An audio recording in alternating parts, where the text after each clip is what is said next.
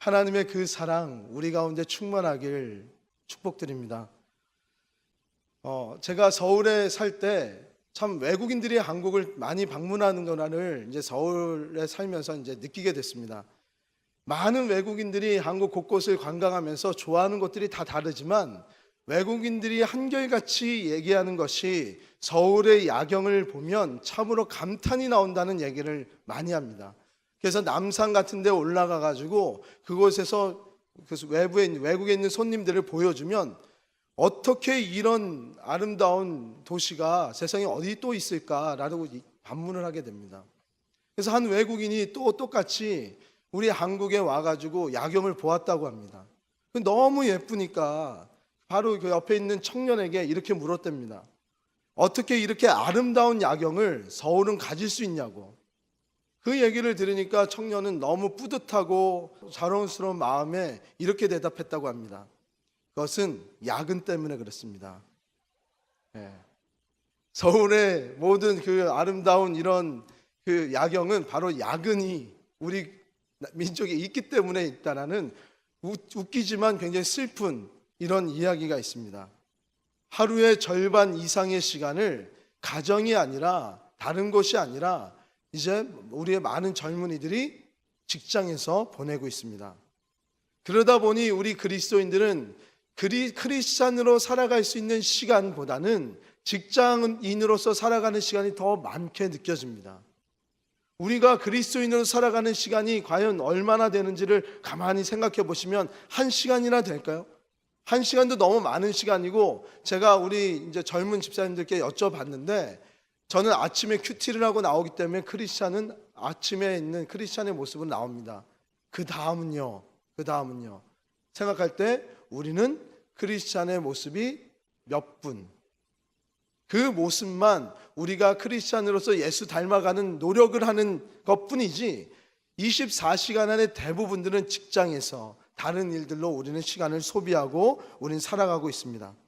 그러다 보니까 우리 생활 가운데서 너무나도 큰 비중이 있는 우리의 일터, 이 직장에서 우리가 그리스도인으로서 하나님을 기쁘시게 하는 삶을 살아가야 된다는 현장이 되어야 된다는 그 경각심은 우리 가운데 더 많이 생겨야 될 줄 믿습니다.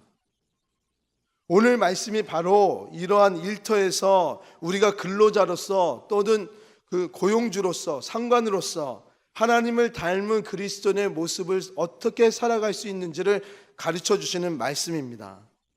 오늘 말씀을 통해서 우리 직장과 일터에서 성령 충만한 그리스도인으로 살아갈 수 있는 그 결단을 할 수 있는 우리 성도님 되시기를 축복드립니다.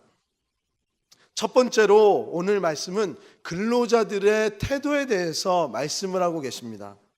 오늘 말씀의 첫 번째로 이제 5절부터 7절의 말씀을 한번 우리가 다 살펴보면요, 그 말씀 가운데 우리 마음의 상태를 이야기하는 단어들이 나타납니다. 그것은 5절에 두려워하고, 그리고 성실한 마음으로, 그리고 7절에요 단 마음으로, 이렇게 두려워하는 마음으로, 그리고 성실한 마음으로, 단 마음으로 우리는 이 근로자로서의 태도를 가져야 된다고 얘기하고 있어요. 두려워한다는 것은 우리가 그 상관을 두려워해서 벌벌벌 떨어서 억압된 분위기에서 어쩔 수 없이 일하라는 것이 아니라 하나님을 두려워하는 마음으로 그 하나님의 말씀을 순전하게 순종하여서 상전들을 존경하라는 뜻입니다. 그리고 두 번째로 성실한 마음에 대해서는요, 상관에 대해서 변함없이 한결같은 마음을 가지고 그들에 대해서 대해주라는 뜻이에요.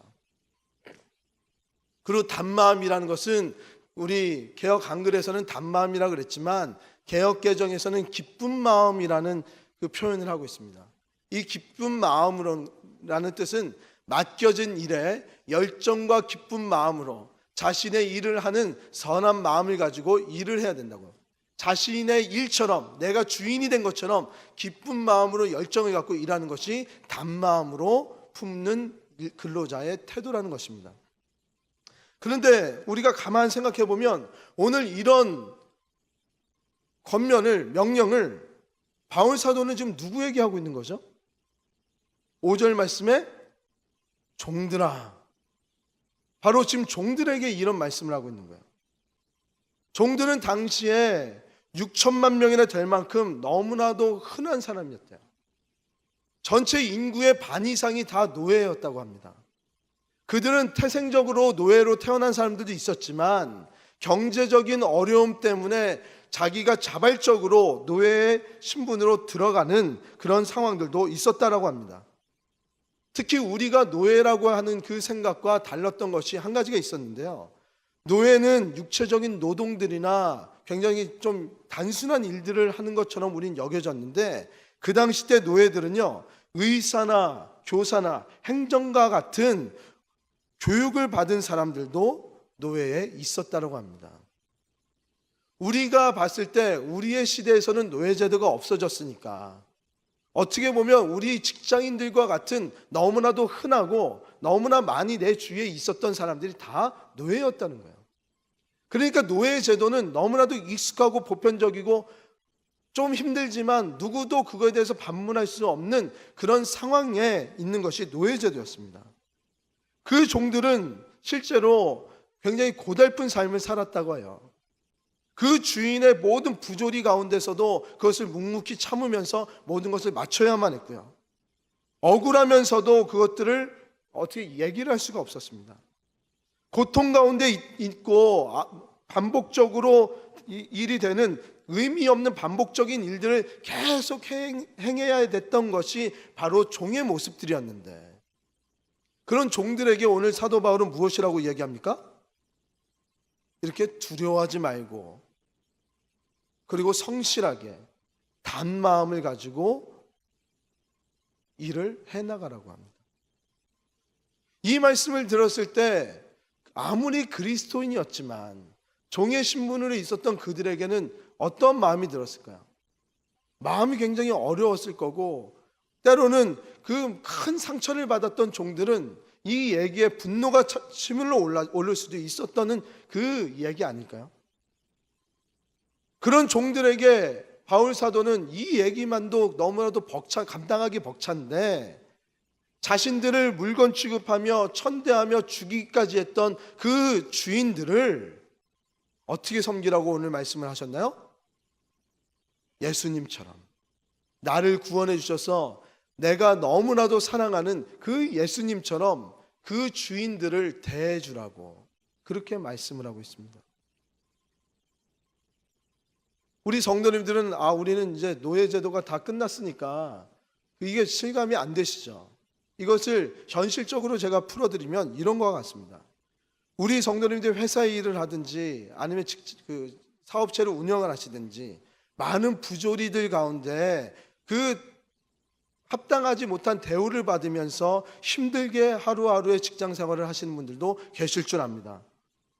그리고 자격 없는 상사들이나 회사를 위해서 일해야 할 때도 너무나도 많습니다. 그리고 특히 우리 여성분들 같은 경우는 남자의 군대 문화, 그 깰 수 없는 그 군대 문화 때문에 참으로 힘들고, 때로는 그 여성이라는 것 때문에 불이한 많은 대우들을 받으면서 일을 해야 될 때도 우리 가운데서는 있습니다.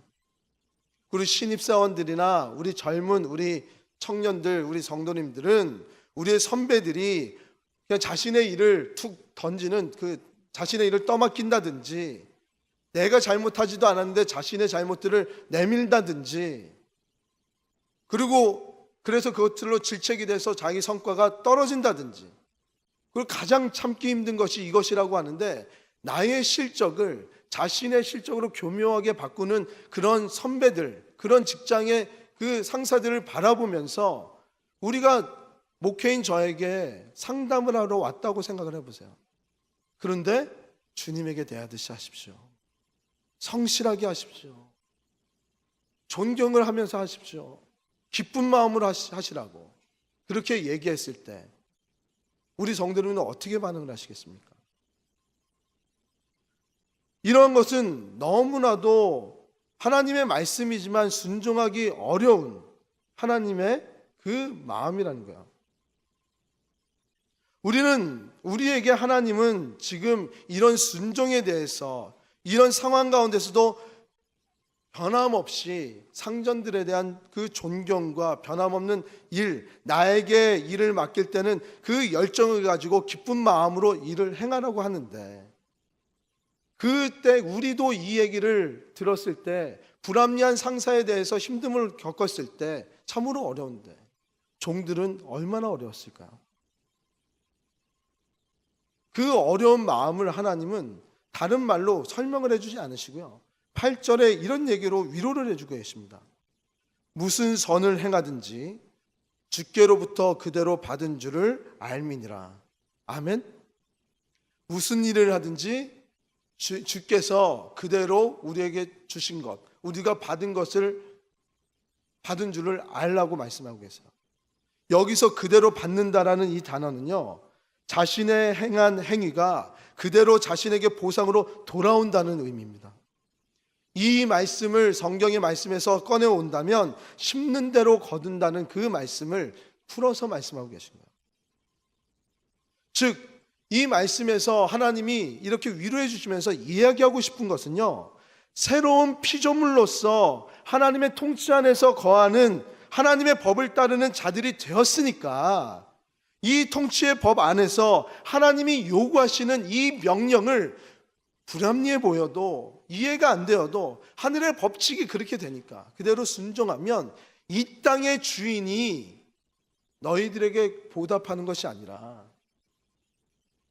이 땅의 주인은 바뀔 수도 있고 영원하지 않지만 저 천국의 영원한 참된 주인인 내가 너희들에게 온전한 보상을 다 이루겠다고 말씀을 하시면서 이 땅의 참된 주인이 누구인지를 이야기하고 있다는 것입니다. 아멘.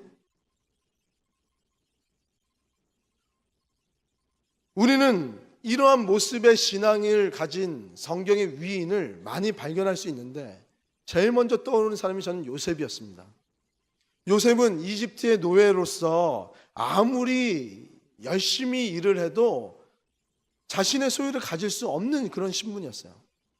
그럼에도 불구하고 자신은 자신의 위치에서 최선을 다했습니다. 그는 성실히 최선을 다했고요, 자신의 일처럼 열심히 일했습니다. 왜 그랬을까요? 하나님께서 요셉에게 함께 하셨기 때문에 그의 온전한 생각과 방향성을 하나님께서 이끌어 주셨다고 저는 믿습니다. 요셉은 모든 일을 주께 하듯이 했습니다. 자신의 일처럼, 그리고 또한 주인에게 주님처럼 다 대했어요.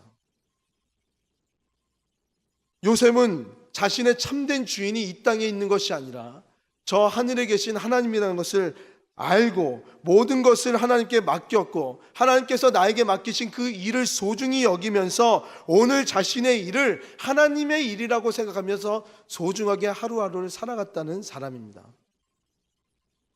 그런 태도는 어디서 어떻게 알 수 있죠? 자신의 주인인 사람이 자기의 억울한 누명을 쓰였을 때 감옥소에 갔잖아요. 감옥소에 갔을 때도 이 요셉은 절망에 빠지지 않고요, 그 안에서 또한 하나님께서 주신 일들을 꿈을 꾸며 위로하며 그 안에서 하나님이 베푸시는 것들을 일을 행하면은 요셉의 모습들을 우리는 바라볼 수가 있습니다. 요셉은 하나님의 일을 쉬지 않은 사람이었어요. 그랬더니 요셉에게는 어떤 일이 일어났습니까? 노예였던 사람이 말도 안 되게 이집트의 총리가 되었습니다. 하나님께서는 순종하는 자들에게요, 반드시 하나님께서 갚아주시고 하나님께서 보상해 주심을 우리가 믿어야 될 줄 믿습니다. 이 보상은 우리가 영원한 저 천국에서 쌓이는 그 보상도 맞습니다. 하지만 하나님이 이 땅에서 저 천국의 기쁨을 누리면서 천국의 사역을 같이 해나갈 우리들에게 이 땅에서도 똑같은 보상을 이루어 주시는 하나님이시라는 것을 우리 성도는 믿어야 될 줄 믿습니다. 두 번째는 고용주로서, 상사로서의 태도를 오늘 말씀은 이야기하고 계십니다. 9절의 말씀을 다 같이 한번 살펴보겠습니다. 상전들아, 너희도 저희에게 이같이 하고 공갈을 그치라.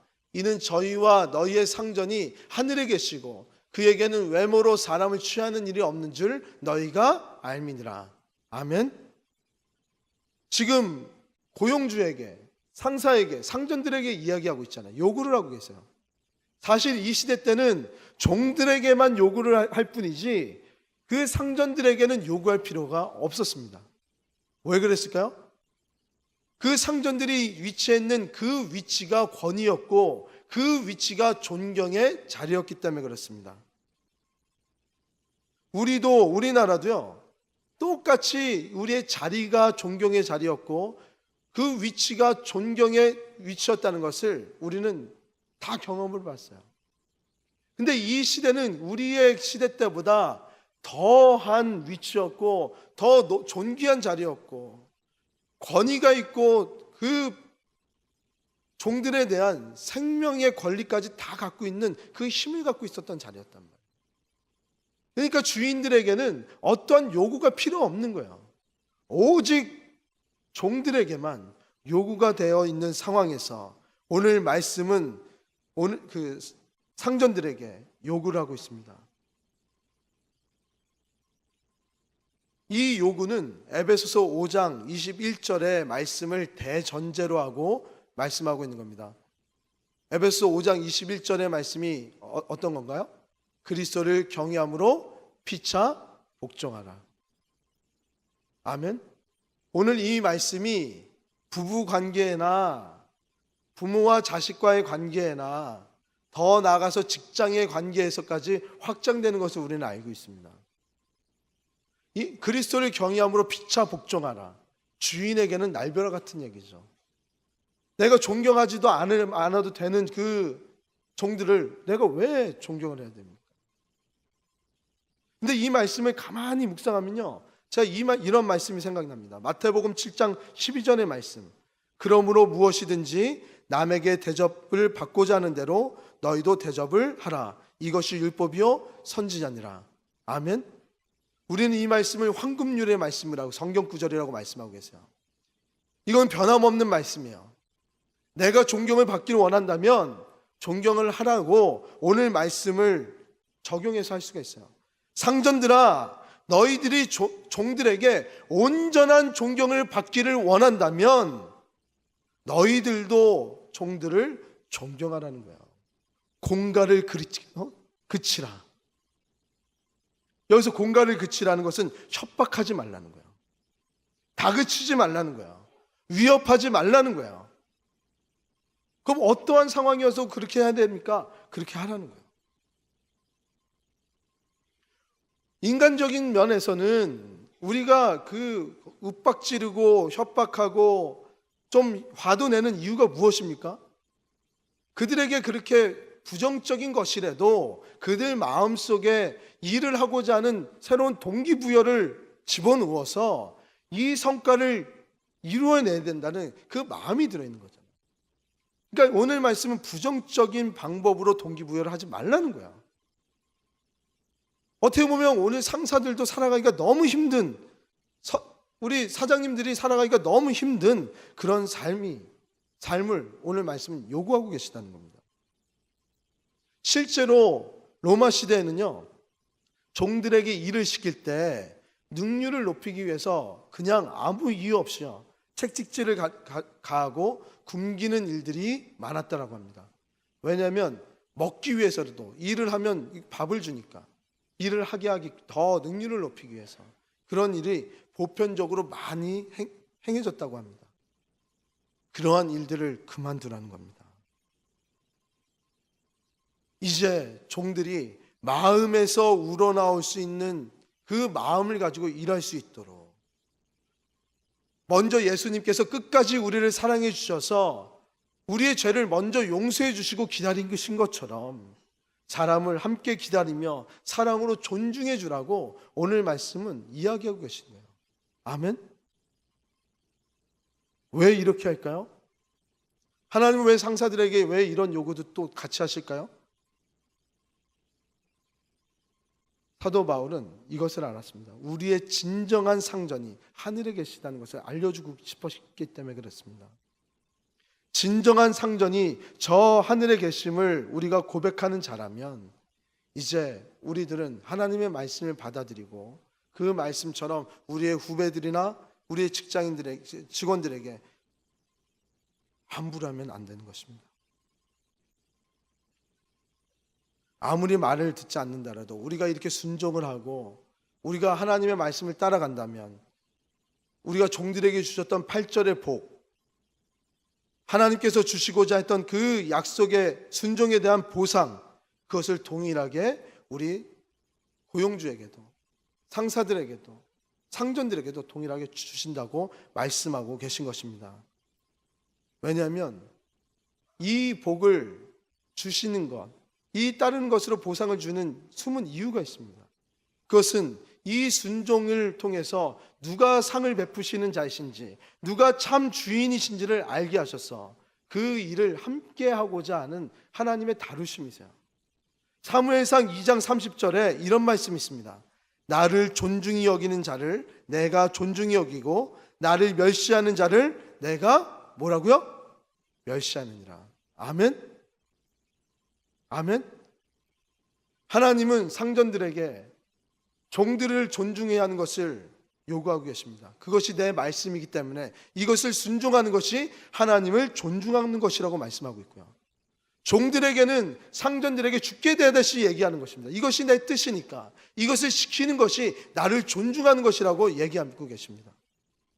우리가 사람에게 보이는 태도인 것처럼 하나님께서는 이야기하고 계시지만 이 태도의 진짜 숨은 뜻은 하늘의 상전에게 대하는 우리의 태도이라는 것을 오늘 말씀은 우리에게 말씀하고 계신 거예요. 아멘. 아무리 불합리한 우리의 상사라 그래도, 아무리 정말로 능력 없는 우리의 부하 직원이라고 할지라도 하나님이 우리의 주인이 되셨다면, 하나님의 통치 안에서 그것을 이루는 꿈을 꾸는 자들이라면 우리는 그들에게 죽게 대하듯이 서로 복종하는 그런 사랑의 마음들을 품어야 될 줄 믿습니다. 세 번째로 우리는 일터에서 그리스도인으로서의 태도를 가져야 한다고 오늘 말씀은 이야기하고 계십니다. 오늘은 우리가 보면 고용인과 고용주에 대해서만 말씀하고 계시는 것 같아요. 그들이 마땅히 가져야 될 태도에 대해서만 얘기하고 끝내는 것 같습니다. 제가 이 설교 제목을 가지고 설교를 하다가 깨달은 것이 있어요. 하나님께서는 약자라고 고용인들에게만 하나님의 복을 주시고 하나님의 은혜를 더 주시는 것도 아니고, 상전이라 그래서 더 큰 일을 한다 그래서 더 많은 축복들을 주시고 더 많은 하나님의 일들을 행하는 것도 아니고, 하나님은 모두 다 사랑하시고 똑같이 동일하게 하나님의 일을 하시기를 원하시는구나라는 마음을 발견하게 되었습니다. 우리는 일을 생각할 때 참으로 많은 오해된 생각들이 있어요. 하나님은 그것을 이 말씀을 통해서 깨기를 원하시는 거예요. 우리 성도님들 중에 이런 고백을 하는 분들 있지 않습니까? 이제 내가 그만둬야지. 사표 던지고 이제 그만해야지. 나 정말 이제는 더 이상 못 해먹겠다. 내가 이거 살려고, 애들 교육시키려고 직장 다니는 거지. 내가 입에 풀칠만 했으면 나 진작 때려쳤을 텐데. 우리는 살아갈 때 먹기 위해서, 교육시키기 위해서 살아간다고 우리는 생각을 하고 있어요. 그래서 우리는 어떻게 얘기합니까? 크리스찬들은 일들은 인류가 타락해서 아담이 최초에 그 에덴 동산에서 범죄를 했기 때문에 경작하지 않으면 너는 먹을지 못하라는 그 저주가 우리에게 고스란히 와서 우리는 힘들게 일을 해야 되는 거구나, 그렇게 성경을 오해하는 경우가 있습니다. 하나님의 일은 우리가 범죄로 인해서 불순종의 죄를 범해서 만들어진 게 아니에요. 하나님 그 아담은 이전에도 일을 했어요. 어떤 일을 했는지 아세요? 하나님이 모든 것을 다 창조하셨단 말이에요. 너무 아름답게 하나님의 창조 사역들을 이어나갔어요. 하지만 그 안에서 하나님은 우리의 도움이, 사람의 도움이 필요하게 느끼셨어요. 그래서 사람을 만들어서 하나님의 창조의 사역에 동참하게 했습니다. 하나님이 창조하셨던 이 모든 우주 만물들을 관리하게 했고요, 이름을 이야기하게 했고요, 그 안에서 모든 것들을 잘 다스리면서 하나님과의 교제를 이루어 나가는 그 일들을 에덴 동산에서 하게끔 우리에게 주셨다는 거예요. 아멘. 절대로 일은 죄의 쓴뿌리로 말미암아 나온 일이 아니라는 것입니다. 그렇다면 우리가 이 아담을 통해서 알 수 있는 일에 대한 개념이 두 가지로 나눠진다는 것을 알 수 있죠. 첫 번째는 하나님께서 이야기하신 그 창조의 계획에 맞는 신성한 소명으로서의 일이 있고, 하나는 죄의 결과로 말미암아 애쓰며 통곡하며 울며 부르짖으며 일해야 되는 일이 있다는 것을 알고 있어요. 이것이 두 개가 공존할 수는 없습니다. 하나님은 우리들에게, 믿는 그리스도인들에게 이 창조의 역사에 동참하는 것을 초청하고 계시는 겁니다. 아담에게 주셨던 이 창조의 사역, 이제 함께 소명자가 되어서 이 창조의 사역을 우리가 맡겨진 이 자리에서 열심히 해나가자는 거예요. 그래서 하나님은 이전에 말했던 그 종들에게, 상전들에게 요구를 하신 거예요. 왜? 창조 때에 이 일의 개념은, 서로의 개념은 서로 복종하고 서로 섬겨주는 것이었으니까. 이것이 인류가 타락해서 인간의 악한 범죄한 결과로서의 일에서 우리가 많이 보편적인 것이라고 생각했던 것들을 끊어버리고, 이제 하나님께서 창조하신 창조의 일에 동참하는 자로서 함께 지금 주어진 일들을 해나가자고 하나님 우리를 부르시고 계신다는 것입니다. 이건 너무나도 신성한 소명이에요. 우리는 이 신성한 소명을 하기 위해서 말이 안 돼도 우리는 상급자를 존경해야 됩니다. 상전들도 얼마나 어렵습니까? 자기가 가만히만 있으면 모든 권위와 모든 직위와 존경을 다 받을 수 있는 자리인데, 그 자리를 너무 쉽게 우리가 내려놓으라고 얘기할 수가 없어요. 사실은 너무 어려운 거예요, 내려놓기가. 근데도 불구하고 하나님은 내려놓으라고 그랬어요. 우리가 그 어려움에도 불구하고 내려놓을 수 있는 것은 이 땅의 상전이, 이 땅의 권위가, 이 땅의 모든 그 존경이 다가 아니라 우리의 참된 주인이 보여주신 이 땅의 권위와 이 땅의 통치의 법이 다르다는 것을 우리는 알기 때문에, 우리는 하나님의 창조의 그 사역에 동참해야 되는 자이기 때문에 이 모든 것을 다 말씀에 순종할 수가 있다는 것입니다. 오늘 소명의 일에 대해서 5절과 6절은 이렇게 말씀하십니다. 종들아, 두려워하며 떨며 성실한 마음으로 육체의 상전에게 순종하기를 그리스도인에게 하듯이 하라.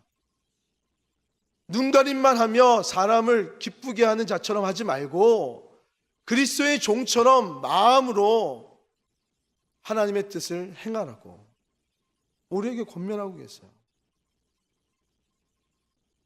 소명은 하나님의 뜻을 품고 하나님을 기쁘게 하는 일을 행하는 자들입니다.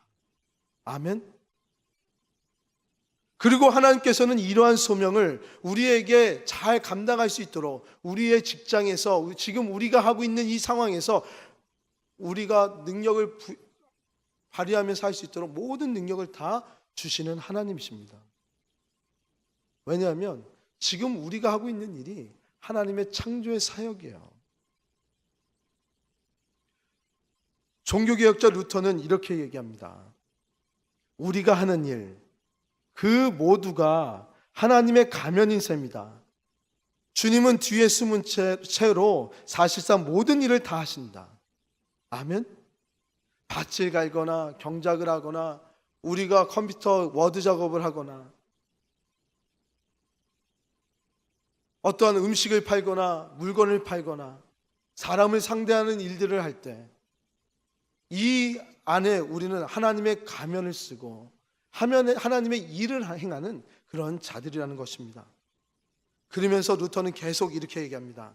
하나님은 소젖자는 어린 아이의 일을 통해 친히 우유를 내신다고. 아멘. 우리의 일 가운데서, 우리 생업 가운데, 우리가 말하는 그 생업 가운데서 하나님은 그 일이 하나님의 일이시기라고 생각하시기 때문에 그것에서 우유를 내신다는 거예요. 아멘? 제가 너무 우리 직장인들만을 얘기했죠. 우유를 짜는 어린아이의 그 일 가운데서도 우유를 내신다는 건 뭐예요? 우리 주부 가운데서도 똑같은 거죠. 우리 가정 일 안에서도 하나님은 똑같이 역사하신다는 겁니다. 우리가 하고 있는 일이 하나님의 창조의 사역으로 되어질 수 있도록 우리는 하나님께 우리의 모든 태도를 맞추고 그 말씀에 순종하며 살아가야 될 줄 믿습니다. 즉 내가 하고 있는 그 삶의 일을 통해서 그것이 큰 일이든 작은 일이든 나의 일터에서 나의 직장에서 하나님은요 하나님의 역사를 나타내기를 원하시고 계신 거예요.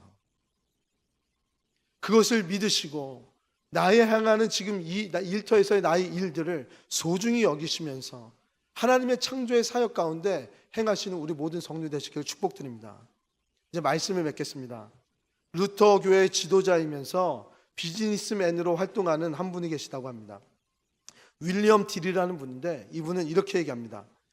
성도들이 스스로 하는 일에서 의미를 찾지 못한다면 주일 아침에 하는 일과 주중에 하는 일을 연결시키지 못한 채 일종의 이중생활을 이어가는 비극을 면치 못할 것이다.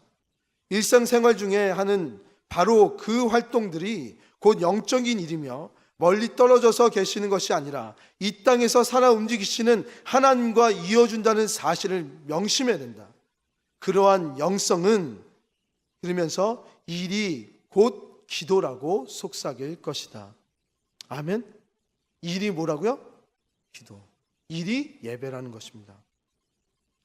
일터는요 현재까지 우리 가운데서 가장 외면당하고 있지만 우리가 지금은 가장 전략적으로 선교해야 될 선교지가 되어버렸습니다.